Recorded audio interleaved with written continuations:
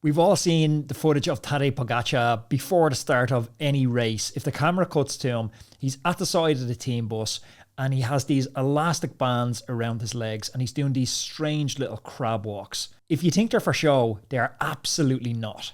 The top pros do activation drills because they work. They know how to fire up their glutes, hips and core before they ever clip in. They know how to protect their joints, prevent injuries and squeeze every ounce of performance out of their bodies. Not just during the ride, but after it too. And yet most everyday riders, especially us guys in our 30s, 40s, 50s, 60s, we just hop on the bike cold and hope for the best. Then we wonder why everything feels so tight, so sluggish and so sore.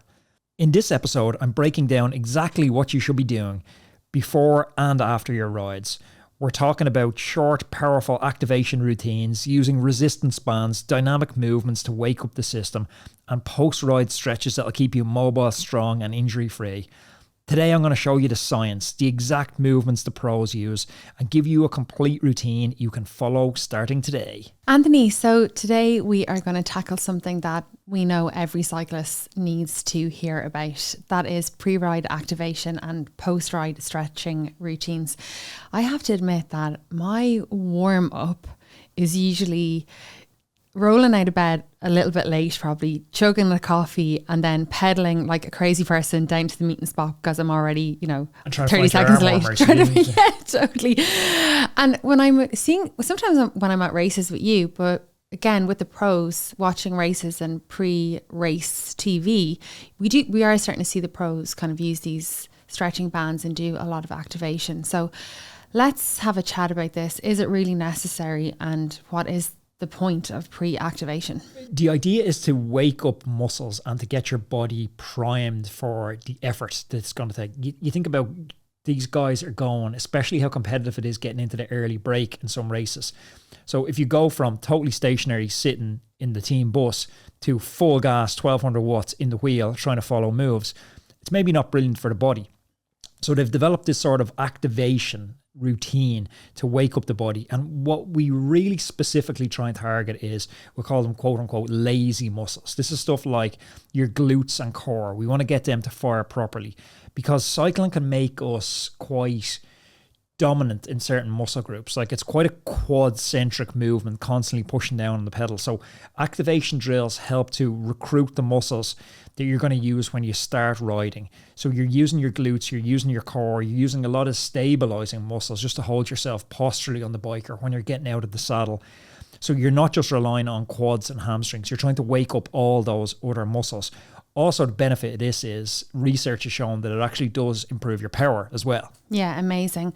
Makes a lot of sense because more of those muscles that you're activating and kind of waking up, setting that alarm for them means less fatigue in any single muscle group, as you said, our quads, which we kind of very dominantly use.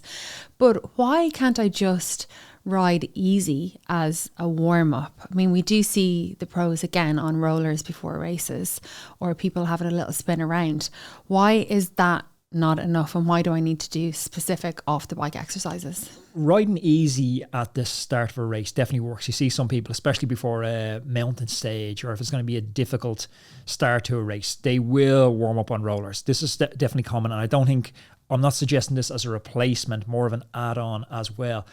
The main benefit of the roller warm-ups or the indoor trainer warm-ups you see, it's just to raise core body temperature and to start blood flow around the system. What we're talking about here, activation warm-ups are slightly different. This is the band workout that we see the Pogačar doing all the time. So the activation workouts, they target those weak spots. So if you think about glutes, for example. So many cyclists, especially if you're sitting like we are here in the podcast chair in this quite upright position all day, we've underactive glutes. Like my glutes haven't moved sitting here for the last 2 hours. So you can spin easily on the bike. Like I'll probably jump up and do a session after the podcast. You can spin easily on the bike, but the glutes aren't going to wake up really, or at least for a long time from spinning, especially in that seated position. But a quick set of something like glute bridges or band walks, they can tell your nervous system to kind of spring into action instantly. And like we do see, not like I mentioned Pogačar a couple of times, but it's not just Pogačar. We're seeing most of the World Tour riders, the camera just loves to target Pogačar, but we're seeing most of the World Tour riders pre-race doing these. And when I speak to coaches on the podcast, they all say, yeah, everyone's doing them even before training sessions now. But yeah, almost, I don't know any amateur that does this. My physio has, because I had a bit of knee problem because of underactivated glutes. So I have been told to do activations before I ride, but I never really understood why. So the secret to winning all those Tour de France's for Pogačar is just that little rubber band. And we do see the videos of him, and he's doing this with his teammates and having it looks like a little bit of a laugh, because you do look kind of ridiculous to it. But yeah, so I think I'm a little bit sold. But what is the science behind this warm-up? Like, we know if Pogačar and all the World Tour people are using it, it's not just bro science, right? There's definitely a lot of research behind it. I don't know if Pogačar looks silly in his like 250 grand Richard Mille watch. Like, I think he looks pretty cool. But the science is pretty solid to back it up. Like a warm up, it is literally, as we said, it's raising the core temperature, it's warming up the muscles, it's raising the muscle temperature. So it makes them a lot more pliable, and it helps them to contract faster, I think, which is really, really important, especially for the start of those hard races. Like, you can imagine going straight into doing a VO2 max effort from stationary. So you want to warm up that. And studies have found that a proper dynamic warm up, so not just on your bike, like the band exercises that we're talking about, it can improve muscle force, power, and explosiveness in the short term. Yeah, and that is something that I think you're going to go into a little bit later, these dynamic stretches as opposed to static stretches. So Anthony's going to cover both of those in a little while. What about injury prevention? I mean, we all have grown up with this idea that warming up and stretching can actually prevent injuries. Is that true, or is that a myth? Yeah, warming up has for a long time generally been believed to reduce injury risk, and some research does back this up, although it is a little tricky to prove definitively. A few studies in sports science have shown that a structured warm-up can significantly cut injury rates. There was one study I was looking at, and it said injury rates were cut in some sports by up to 50% with specific warm-up routines. But you got to take that with a pinch of salt, because that could be coming from a contact sport with very specific warm-up routines, or a lot of dynamic movements like football where it's side-to-side movements. But in cycling, we're not typically doing those explosive side-to-side movements like soccer or basketball or one of those sports. But activation can still help avoid muscle strains, knee pain, by ensuring you're getting everything moving correctly. Cycling isn't massively high impact on the joints, and many riders, especially older ones, they don't get that many niggles and aches normally, but the ones who do report getting niggles and aches, they report getting fewer niggles and aches when they're going through dynamic warm-up routines. Yeah, I mean, you mentioned knee pain there. We all know that I've been suffering from knee pain over the last couple of months. This is the second time I've mentioned it in this podcast alone, so I know you're sick listening, hearing about it. And as I said, the physio has given me those pre-ride activations. I'm probably not being consistent enough with them at the moment to see a big difference. Yeah, one of the guys I coach was at a physiotherapist, and he diagnosed him with something called sleeping glutes. Have you heard of this? No. So I love that, though. It's a real thing. Right. And he went to him with suffering knee pain, and he diagnosed him with glute pain, and the PT or a physio or whatever it was, he gave him a 10-minute glute activation routine. That got rid of his knee pain magically, but also he did notice quite a significant bump in his critical power numbers, like his 1 minute and 5 minute power particularly had quite a big jump. His glutes, it turned out, weren't stabilizing his knee, so it was causing pain on every single ride.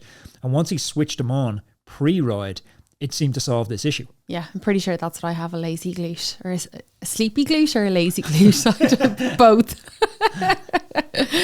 Okay, so what exactly should we do for a pre-ride activation? I want to talk specific exercises here, and I know that our editor Wes is going to magically put in some video content on top of this, so you can actually see these exercises rather than just hearing about them. I think a pre-ride routine, you don't need to, as you say, most of us, the reality is you maybe even had a couple of beers on a Friday night and it's Saturday morning, you should have laid your kid out the night before, you didn't lay your kid out the night before, you didn't get up on time because you hit the snooze button, and now you're in a panic and you're kind of thinking, where's my kid? Should I have breakfast? Can I have time for oats? The last thing you want to hear is, I need to do a 55-minute pre-ride routine. You don't. Like, 5 minutes is plenty of time. You can do the trick, and you can hit all the major areas like glutes, hips, core, and a little bit of dynamic stretching for the legs. So the first exercise in this kind of 5 to max 10 minute routine that I would suggest is a banded glute bridge. And you want to be holding this for around 2 seconds at the top, aiming for 10 to 15 rep range. This exercise, it really wakes up the glutes. You'll often feel the burn in the glute muscles in the last reps if you're doing this properly. So the pro tip on this one is to keep outward tension on the band so your knees don't cave in. This engages your glute medius, that's the side of your butt. And why do you want to do this? Because strong glute activation, it helps stabilize your pelvis and your knees when you start pedaling. Okay, so the second exercise, it is called monster walks. I've always called these just lateral band walks.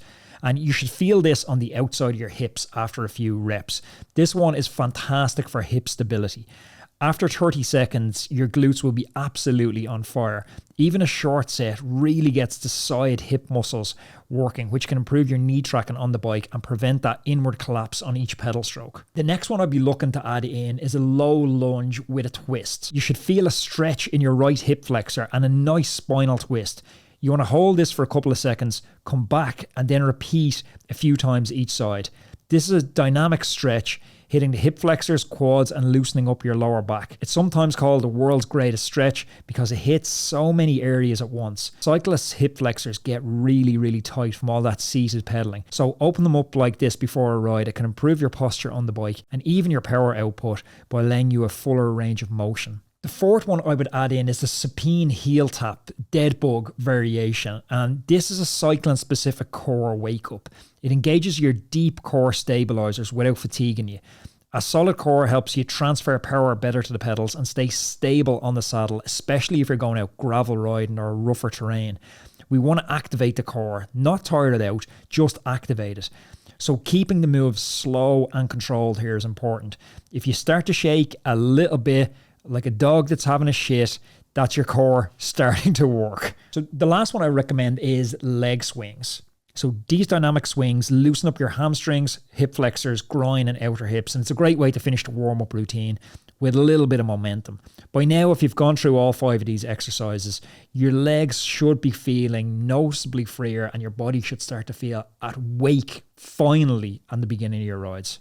What do the Giro d'Italia, Stage Slayer, Mads Pedersen and half the professional peloton have in common? Well, they're all turning to NOMIO, the natural performance enhancer proven to reduce lactate buildup during intense efforts. In the 2025 Giro d'Italia, Pedersen's form was undeniable. The Danish star surged to 4 stage victories. This was a major leap in form from his previous season, and a key part of this preparation and performance was NOMIO. Developed by the same researchers who discovered the performance power of dietary nitrate. You know those beetroot shots that half the peloton were using? NOMIO is clinically proven to lower lactate levels, reduce oxidative stress, improve training adaptations, and deliver a noticeable boost from the very first time you take it. Riders are reporting bigger threshold power, fresher legs mid-race, and quicker recovery, all from a formula made with just 3 natural ingredients: broccoli sprouts, lemon, and sugar. Whether you're racing at the front or you're smashing local segments, NOMIO helps you get more out of every ride. Take it before key sessions or races for an immediate edge,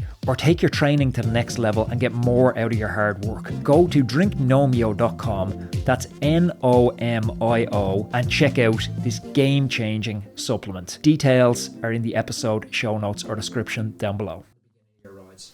Yeah, I think the core idea is to do those dynamic moves and the muscle specific activations before you set off, right?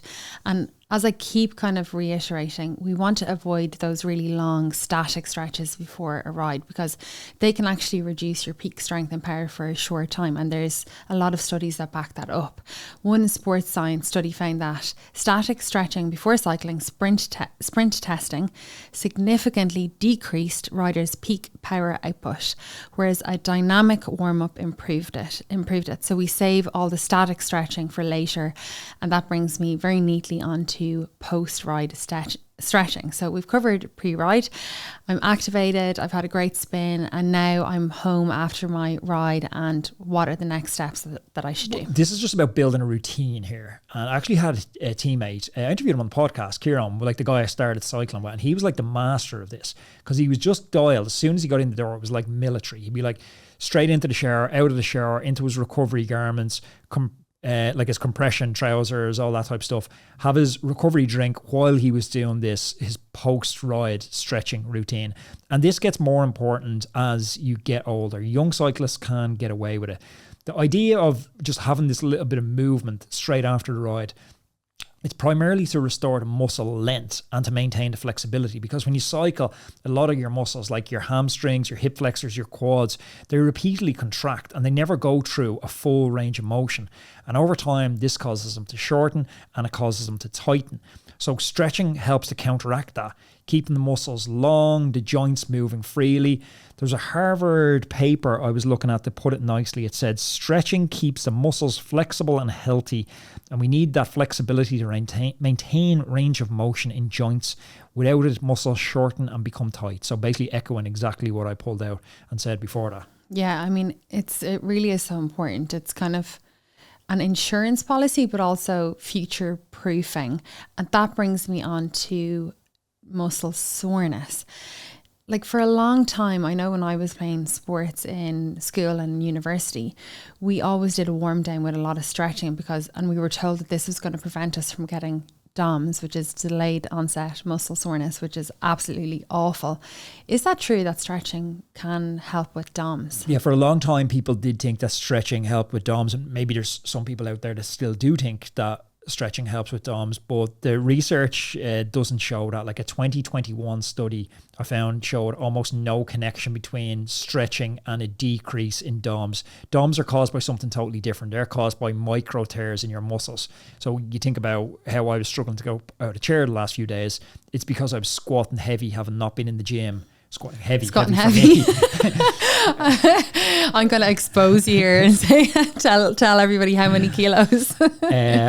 But that put micro tears in the muscle. So micro tears in the muscles, I would maybe argue, I haven't seen data on this, that stretching after those micro tears does more damage and increases the severity of the DOMS, but that's just anecdotally for me. It definitely doesn't help though. Yeah, I mean, why do it then?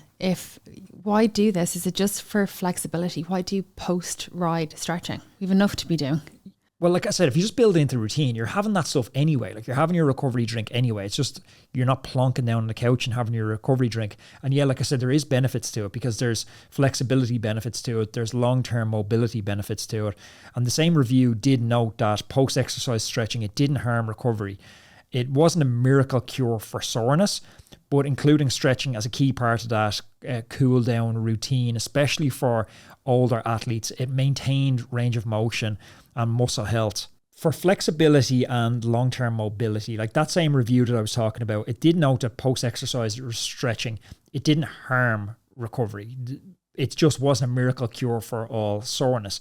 So including stretching in that routine, like I was talking about that Kieran used to do, it's really important for anyone who doesn't have that natural suppleness. So younger athletes normally have that, but as you age, like I'm talking post 30 onwards, you need to be doing this to maintain range of motion and muscle health. Yeah, I sometimes get that lower back tightness after a long ride. I know you hear me talking about it as well. That could be, now that I'm hearing you speaking about my hip flexors. Yeah, very lightly, like tight hip flexors. That's the muscles at the front of your hip. It can pull on the pelvis and it can strain your lower back. I rode 300 kilometers the other day for no reason, only just to ride 300 kilometers. And at the end of it, I could hardly stand up. And I was thinking the exact same thing. It probably was hip flexor tightness that was causing it. And that's very common in cyclists who spend a lot of hours, because if you think about that posturally, we're bent over, constraining that hip. So if you don't have that, discipline to stretch after a ride, you're never lengthening that hip flexor muscle again. Yeah, we do see the pros stretching and doing the pre-ride, but I've never really seen a pro doing any cool down stretching. I mean, they're straight into the bus. They go straight in and probably have a team of masseuse and swannies taking care of them at that point. Yeah, no, you wouldn't be going straight to massage tables, like, because they're going straight into the bus. So massage rotors and stuff are normally that evening. Their protocol might be a small light bit of stretching, although it's not as prevalent as the stretching pre-race. Their main thing would be getting out of the shorts to prevent stuff like saddle sores, which you've suffered with a lot, and getting a recovery shake in. Now, in the evening, a lot of pros do incorporate that stretching or yoga into their, evening routine, Also as part of a wind down as well, because it starts bringing cortisol down before bedtime. And it's just another reason to get you off a screen. I feel like any reason to get off a screen is nearly a good reason. Yeah, because that stretching would have that other benefit, wouldn't it? It kind of mentally winds you down, and it amps up the parasympathetic nervous system and cools down the sympathetic nervous system. So that's going to have so many more benefits for letting your body to relax and let your heart rate come down. So I know that yoga, stretching, that's all really, really important if you're trying to upregulate your sympathetic nervous system. And I'm sure these World Tour riders in particular need that if they're kind of on the edge for the previous 5 hours when they're in the middle of a race. Okay, so maybe you could give us the top couple of post-ride stretches that you would do after a spin. Yeah, definitely. I think to start off, let's go with a kneeling hip flexor lunge. So this is crucial for cyclists because we spend hours with hips bent, so hip flexors shorten. Stretching them post-ride, it prevents that chronic tightness that leads to lower back pain. Secondly, I think important is the glute stretch. This stretch is an ass saver, it really is. Like, our glutes do a lot of work and they get tight. Plus the piriformis, that's the small muscle under the glute, that can compress the sciatic nerve if it's too tight, causing pain and tingles down the leg. Regularly stretching these muscles can prevent that pain in the butt, and it keeps your hips moving freely. Thirdly, I'll move on to a hamstring stretch. Cyclists often have surprisingly tight hamstrings, even though we don't use a full hamstring extension in the pedal stroke. Tight hammies can contribute to lower back stress and also limit your pedal stroke if severe. The next one I would throw in is a chest shoulder opener. The chest stretch helps prevent that hunched rounded shoulder look by loosening the pectoral muscles. Important for gravel racers too, because you often feel very tense after a long day just gripping the bars tightly. So opening up that chest can help you breathe better by freeing up the rib cage. Next, I would throw in a kitchen sink stretch, lat and back stretch. It's great for lengthening your spine and stretching your latimus dorsi. That's the side of your back and shoulders. After hours on the bike with compressed posture, this stretch, it really decompresses you. You might even feel your back pop or release. It's a nice finisher to relieve any lingering tension in the back. I personally finish up with a calf stretch. Cyclists don't move through a huge range of motion. We tend to pedal with a relatively fixed ankle position, so calves can tighten, especially if you're doing really long climbs. A quick word from today's sponsor. A few years ago, I came out of my local coffee shop after a long winter spin to find my Cafe Lock on the ground, sliced clean in half. My pride and joy bike, it was gone. Just like that, a small fortune in kit, and frankly, part of my identity as a cyclist, it disappeared in seconds. If you've ever had that sick feeling in the pit of your stomach, even imagining your bike getting stolen, wrecked or damaged mid-travel, you know it's not just a possession. It's your freedom, it's your fitness, it's your sanity on tough weeks. That's where BICMO comes in. Whether it's theft, damage, crashes, racing or travel, BICMO's got your back. Their in-house claims team makes the process fast and painless. And here's the kicker. With 50% off multi-bike cover, you can protect all your bikes and even your family or your mate's bike under the same policy. No nonsense, no surprises.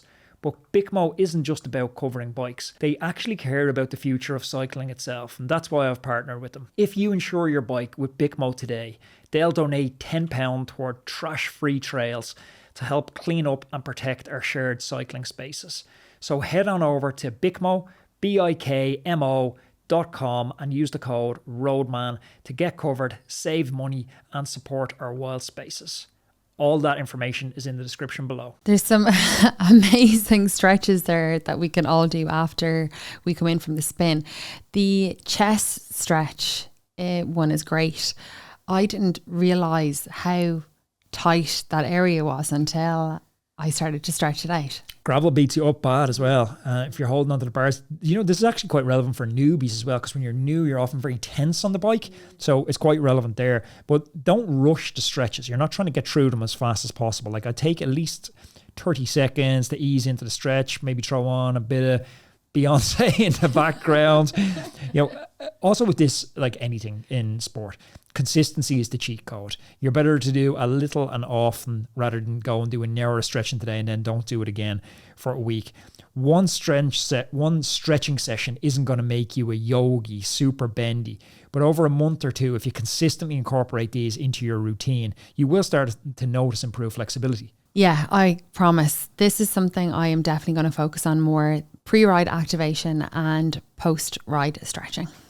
Yeah, look, you're going to enjoy the ride a little bit more. Like the last 50 kilometers of my 300 kilometer ride, my back was locked up and there was nothing enjoyable about it. I sat down having a bottle of Coke at about 10 kilometers where I called you from the finish, and I could hardly get back up. I was like an old man who'd been thrown out of a wheelchair. Do you remember last year, was it, I can't remember which crazy gravel ride you were doing, you had to ask somebody to pick your bike up. I busted and ripped. Yeah, I think after hearing all this, I'm going to definitely have a little bit of more of a focus on pre-ride activation and post-ride stretching. And actually, you know what, I am as well, because oftentimes I spend so much time researching some of these podcasts, coaching athletes, that I often don't take my own advice, but I'm still riding quite a bit and doing the occasional long ride, and I know this works, so it's a case of maybe do what I say, not what I do. So my resolution is to actually start incorporating this back into my rides again, like I used to do when I was riding the bike full time.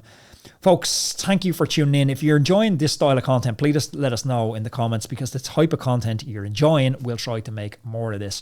Also, please share this with somebody who you know can't touch their toes, because there's plenty of cyclists out there. Send it to them and challenge them to touch their toes. Subscribe, like, comment, all those good things, and we'll see you next day. Thanks for tuning in. This episode today has been supported by BICMO Cycle Insurance. Insure your ride with BICMO today, and they'll donate £10 to Trash Free Trails to support their work in protecting our planet. Head to BICMO, BIKMO.com, and use the code ROADMAN to get covered and support our wild spaces. Terms apply.